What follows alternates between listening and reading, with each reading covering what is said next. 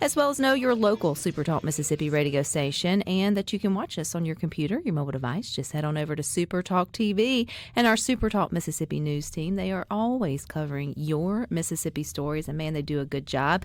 You can stay up to date on all the headlines with their free weekly newsletter. Just go to supertalk.fm/newsletter. But it's Monday, which means we've got good headlines. And JT, our director of news, joins us today. So welcome back, JT. Thanks, Rebecca. Good headlines is right. On a good day with some good weather. Good weather. Good weather. And you and I are inside. Yes, unfortunately. But this is your thing. If you got the SuperTalk app, then you can go outside and listen to it from the nice weather that's fixing to change. My actual office, I spend a lot of time in the newsroom. Do not get me wrong, but my actual office has windows, but the windows look into the hall. And if the office across the hall from me is open, I can see a glimmer of sunlight. You're like, through. It's alive. It feels like a casino sometimes when you don't have windows in your office and you're like, how long have I been here? That's right. What day it is. But no. But you guys always have good headlines. My favorite tab at supertalk.fm is that lifestyle button. So what's new in the world of good, JT? Well, speaking of sunlight, Rebecca, we're about to have a whole lot more. And I know I'm supposed to be objective as a news guy, but subjectively, I'm so excited for daylight saving. You and just about everybody else. And so just the PSA, this Sunday at 2 a.m. is when the clocks will change. If I were you, I would change your clocks before going to bed. You will lose an hour of sleep, but isn't it so worth it for 6 extra months of a later sunset? I didn't realize it was 2 a.m. I guess I was always under the notion it just moved at midnight. I mean, I'm not up at those hours anyway, so it doesn't matter. But do you know why 2?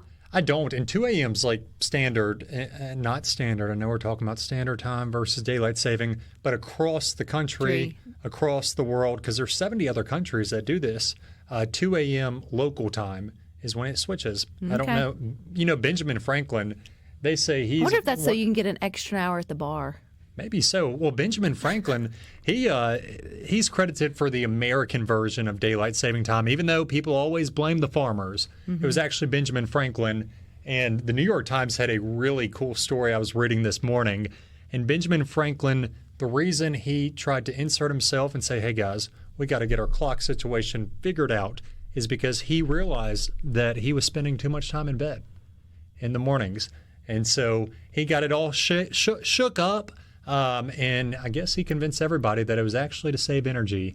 But here we are, and we're still doing it. How many years later, and we're still doing it? I mean, that was in 1918. Aren't there some debates on, I would say most people would vote for what we're headed into, right? Like the more daylight hours. Everybody I talk to. Right. I don't know many people who would choose to, eat dinner at 5 and then go to bed, because that's what it feels like. Tell me about it. And we don't get political on good things. Oh, gosh, no. But this is one of the more polarizing topics. Which is so funny. It's goofy is what it is. But so currently, just about everybody and their mother up in D.C. wants daylight saving time to be permanent, except for the president. So we won't go farther down that road, but there's still a push to make the time we're going into this weekend permanent, which I can get behind. Because if you don't make it permanent and you make standard permanent, you're going to have some sunlight creeping in the windows around 4:30 a.m. on some days, and I don't want that. No, I don't either. And most parents, too, would say they pick one and stick with it. I mean, you got That's true. Parents and toddlers and then pets or puppies, to be honest, because they get on, they don't know time. They just get on that feel, right? Mm-hmm. And so it's really hard. And even regardless, once it gets super the daylight gets super late in the day, it's hard to convince your 5-year-old to go to bed when it's still daylight outside. Well, it's like I mean, and you're a health guru. It's got to be something within humans as well, or internal clock. And I don't know which one's better, but I promise you my body will adapt if it's daylight savings time. Yeah. But either way, 6 more months from this Sunday until the first Sunday of November, you'll have a later sunset. And I'm so excited because I think everybody's as ready somebody for that. who, leaves here relatively late and gets here relatively early, I don't love coming in when it's dark and leaving when it's dark. No. So I agree. I agree with that. I think most people do. And we all look forward to having our, dinners on the patio and just having that little bit of extra daylight. But just remember, you're going to be a little sleepy come Monday. So, you are. And that's going to be all right. But that extra daylight will give us time to get out and see some of the good things that are going on in our state. So you've got an update with the Museum of Natural Science, what they got going. Oh, man, they got everything going. Yeah. You talk about sunlight, you talk about summer. I know a lot of parents out there are looking for places to get the little ones to go spend some time away from you this summer. And I don't blame you one bit. But the Museum of Natural Science recently opened registration for all of its summer camps. And these summer camps are really cool. I mean, it goes from everything from an opportunity to hang out at the museum, an opportunity to actually get out in the field with scientists. That's cool. And ride boats through the swampy areas of Mississippi or whatever it is, and actually learn something. But you parents get a break, which I know is so nice. And they go fast. So I've tried to sign my oldest up once or twice and even try to pull strings. And it's like when they go live, people are really into these because it mixes that education, but with outdoor entertainment. And for older ones, it looks good on college applications that they've had these experiences. It goes so fast. And that's why I wanted to tell people is because I have two sisters, both with kids, and it is a race to get their kids signed up for different summer camps. And the Museum of Natural Science is one of the hottest commodities out there. So I recommend doing it now if you want your kids to have a place to go and you to get the book out and enjoy a summer day. But seriously, it's a good thing. It really is. And the Museum of Natural Science has some cool events coming up. The Fossil Roadshow, you spoke with Nicole this past weekend, was fantastic. I went out for a few hours, just a great event. Next Wednesday, I know we have a lot of spring break in the area. Next Wednesday is Pollinator Day from 10 a.m. to noon. And then the big event is Saturday, April 5th. That's going to be Nature Fest. And I don't know if their big, yeah. That's the huge event. I mean, that's what we're all ready for, right? You'll probably have 1,000+ people out there, but it's a campus-wide ordeal. Has reptiles you can interact with, rock climbing, food vendors, lots of opportunities to learn. I mean, they got everything going on at the museum.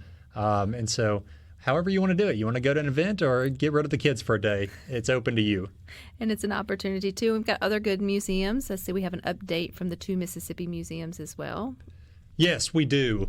And, this is, Hurricane Katrina was a terrible thing, not a good thing. But the revitalization afterward was a good thing, a really good thing. Because if you look at the Gulf Coast versus 2005 versus now, I mean, it's night and day. Mm-hmm. And so the 2 Mississippi museums here in Jackson will be hosting a lot of gallery talks throughout the year because it is the 20th. It's crazy. So crazy. I mean, it was like yesterday.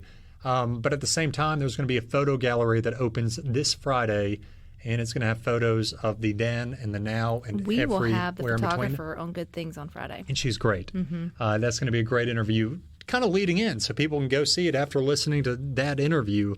But lots of good stuff to do this summer. I know it's not summer, it's spring, but Punxsutawney Phil lied. He lied, and he continues to lie. It feels so good outside. Enjoy it. And if it does get a little cold, go to one of our great museums and enjoy it. Well, we may have still that, my papa always said you never plant your spring or summer plants until after Good Friday. We have a late Easter this year, so he may get us one more cold snap before Good Friday, or before Easter Sunday, which is usually the typical way of doing things. But I hope the warmer weather is at least here to stay because Easter is late. It's like April 20th. Yeah. So I could use a little. I need to put something on my front porch before April the 20th. It's looking a little bare, but I'm with you. Yeah, in that way. But thinking about other things that are coming out, I know we've got like festivals that's coming up, festival season. There's a few that people want to put on their to-do list. What are those? Yeah, one you definitely want to put on the to-do list, at least if you've never done it, is the Tupelo Elvis Festival. This thing is unreal. You got people coming in from all over, not only the state, but the entire world, because Elvis. Did you ever dress like Elvis as a little kid? Okay. Yeah, no, I never dressed like Elvis as a kid. But I do have. I think you would have had the look. Maybe I could pull it off. I really liked Uncle Jesse on Full House.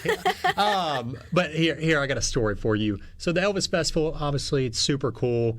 You have a lot of concerts throughout the week. And a lot of those concerts are Elvis tribute artists, right? When I first started working for, I believe it was News Mississippi years ago, so still a Cup reporter, I've never had more people mad at me than when I said on air that they were Elvis impersonators. No, no, no. They are Elvis tribute artists. Oh. Do not forget it. That is your noodle pasta moment. That is my noodle pasta moment. But seriously, they did announce the dates, June 4th through the 7th. Mark your calendars.